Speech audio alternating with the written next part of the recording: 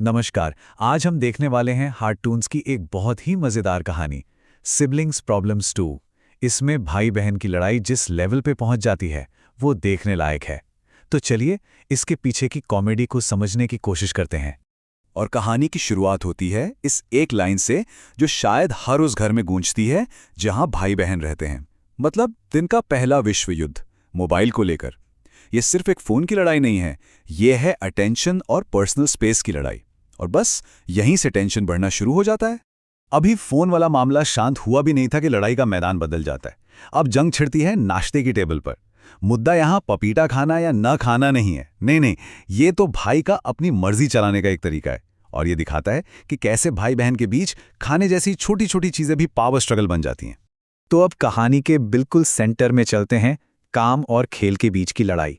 ये सिर्फ दो भाई बहनों का झगड़ा नहीं है, ये तो दो अलग अलग दुनियाओं का टकराव है। एक तरफ है भाई जिसके ऊपर दुनिया बचाने जितनी बड़ी जिम्मेदारी है, कम से कम उसे तो यही लगता है।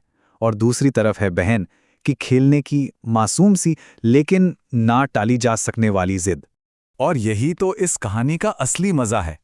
एक तरफ भाई का ये ग्रैंड डायलॉग कि लाखों करोड़ों लोगों की जिंदगी मेरे ऊपर डिपेंड है, मतलब वो कोई सुपर हीरो है।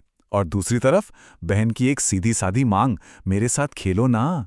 ये जो इतना बड़ा गैप है ना दोनों की दुनिया में, यही इस सीन को इतना फनी बना देता है। तो आखिरकार भाई को झुकना ही पड़ता है। वो अपना दुनिया बचाने वाला काम रोक देता है। लेकिन रुकिए, ये कोई सरेंडर नहीं है, ये तो बस एक स्ट्रेटेजिक ब्रेक है। ये शांति उस तूफान से पहले की खामोशी है, जिसे हम कहते हैं नेगोशिएशन। और असली मजा तो अब शुरू होगा। और अब कहानी लेती है एक बिल्कुल नया मोड़। यहां बहन अपनी चुप्पी को एक कीमती चीज बना देती है जिसकी एक कीमत होगी। मतलब ये कोई रिक्वेस्ट नहीं है, ये एक प्रॉपर बिजनेस डील है जहां चुप रहने के लिए हर सांस की कीमत वसूली जाएगी। जरा बहन की बिजनेस स्किल्स देखिए। बात शुरू होती है 10 रुपए से, वो भी सिर्फ सांस लेने के। फिर डिमांड बढ़ती है वीडियो में क्रेडिट की, और आखिर में डील पहुंचती है 50 रुपए की एक भारी भरकम रकम पर। यह दिखाता है कि कैसे एक छोटी सी पावर का इस्तेमाल पूरी तरह से वसूली के लिए किया जा सकता है। 50 रुपए? ये सिर्फ एक नंबर नहीं है, ये भाई के लिए तो पूरा का पूरा आर्थिक संकट है।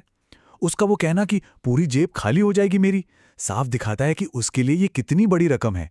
और उसकी इसी लाचारी पर हंसी आ जाती है। तो जब बातचीत और सौदेबाजी के सारे रास्ते बंद हो जाते हैं, तब कहानी पहुंचती है अपने सबसे मजेदार और सबसे क्रेजी मोड़ पर। यह वो पॉइंट है जहां लॉजिक खत्म हो जाता है और जो शुरू होता है उसे सिर्फ पागलपन ही कह सकते हैं। और वो मोड़ है ये लाइन, तो फिर मैंने उसकी हत्या करने का प्लान बनाया। बस कहानी यहां कॉमेडी के शिखर पर पहुंच जाती है। ये जो फ्रस्ट्रेशन को इतना बढ़ा चढ़ाकर दिखाया गया है ना, इसी को हाइपरबोल कहते हैं। और ये इसका एक परफेक्ट जबरदस्त उदाहरण है। और इस प्लान की प्रेजेंटेशन देखिए जरा, मतलब कितने प्रोफेशनल तरीके से इस बचकाने से आइडिया को पेश किया गया है। रात का इंतजार होगा, आधी रात को एक्शन लिया जाएगा और सुबह तक मिशन पूरा। ये जो सीरियस टोन है ना, यही इस मजाक को और भी मजेदार बना देता है।